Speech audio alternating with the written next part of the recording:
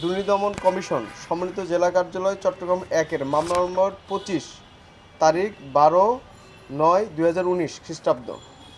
মামলার তদন্ত পর্যায়ে এজাহারভুক্ত আসামি মোহাম্মদ আবুল হাসনাত সোহাগ, প্রোপাইটর সাদমান এন্টারপ্রাইজ, হুমায়ুন কবির, প্রাক্তন প্রিন্সিপাল অ্যাপ্রাইজার, পরবর্তীতে রাজস্ব কর্মকর্তা, ও তদন্তে আগত আসামি মোহাম্মদ মুজিবুর রহমান, প্রাক্তন অ্যাপ্রাইজার, উভয়ে কাস্টমস হাউস চট্টগ্রামের বিরুদ্ধে অসৎ উদ্দেশ্যে অন্যায়ভাবে লাভবান হওয়ার অভিপ্রায়ে অপরাধমূলক বিশ্বাসভঙ্গ, প্রতারণা, জালিয়াতি ও অপরাধমূলক অসদাচরণের মাধ্যমে একে অপরের সহযোগিতায় ভুয়া দলিল সৃজন ও ব্যবহার করে অধিক শুল্কযুক্ত পণ্যকে কম শুল্কযুক্ত পণ্য হিসেবে মিথ্যা ঘোষণার মাধ্যমে খালাস দিয়ে সরকারি রাজস্ব বাবদ ৯৪,৬১,৯০১ টাকা পরিশোধ না করে আত্মসাতের দায়ে দণ্ডবিধির সংশ্লিষ্ট ধারা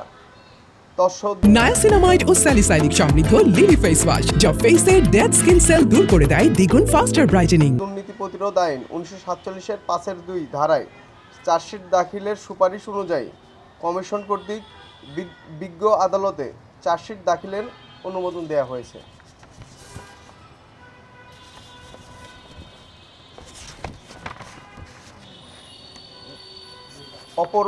অপরটি দুর্নীতি দমন কমিশন সমন্বিত জেলা কার্যালয় চট্টগ্রাম ১-এর মামলা নম্বর ২৪ তারিখ ১২/৯/২০১৯।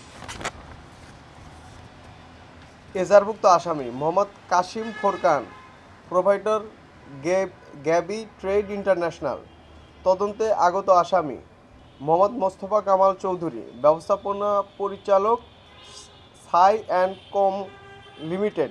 এজাহারভুক্ত আসামি মোহাম্মদ শফিউল আলম, সাবেক রাজস্ব কর্মকর্তা, ও তদন্তে আগত আসামি মোহাম্মদ শওকত আনোয়ার চৌধুরী, অ্যাপ্রাইজার, উভয়ে কাস্টমস হাউস চট্টগ্রামের বিরুদ্ধে অসৎ উদ্দেশ্যে একে অপরের সহায়তায় অন্যায়ভাবে লাভবান হওয়ার অভিপ্রায়ে অপরাধমূলক বিশ্বাসভঙ্গ, প্রতারণা, জালিয়াতি ও অপরাধমূলক অসদাচরণের মাধ্যমে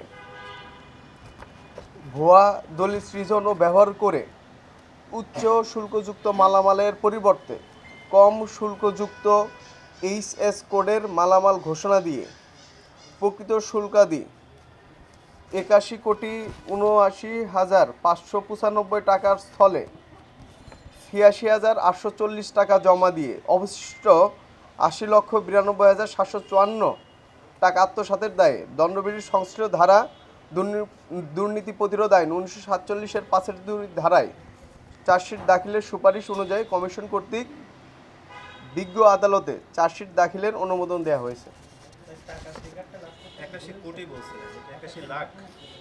৮১,৭৯,৫৯৫ টাকার স্থলে ৮৬,৮৪০ টাকা।